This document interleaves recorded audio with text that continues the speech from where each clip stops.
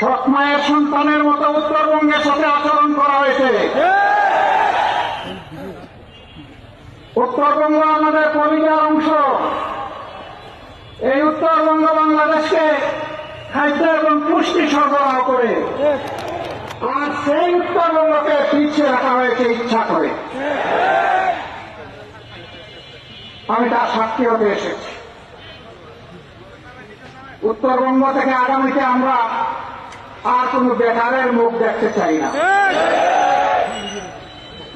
আমরা সকলের হাতে মর্যাদার কাজ তুলে দিতে চাই। আমাদের প্রত্যেকটা যুবক যুবতী, প্রত্যেকটা নাগরিককে আমরা দেশ গড়ার কারিগর হিসাবে তৈরি করতে চাই। গোটা উত্তরবঙ্গকে কৃষিভিত্তিক শিল্পের রাজধানী বানাতে চাই। বন্ধ চিনি কল খুলে দিতে চাই। শ্রমিকদেরকে কর্মক্ষেত্রে আমরা ফিরিয়ে নিতে চাই। ভাই, আমাদের কাছে কোনো কাজ নাই।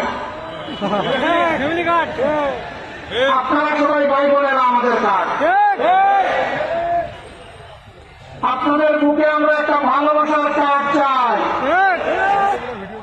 আপনাদের সমর্থন, দুয়া, ভালোবাসা দিয়ে আগামীতে দেখার এবং দায় দয়া মুক্ত একটা বাংলাদেশ আমরা করতে চাই। কারো দয়ার পাত্রে বাংলাদেশের কোন এলাকার মানুষ বসবাস করবে তা আমরা দেখতে চাই না। তার উপর দয়া করে জনগণের ট্যাক্সের টাকায় পরের ধরনের পথধারী এ আমরা করব না।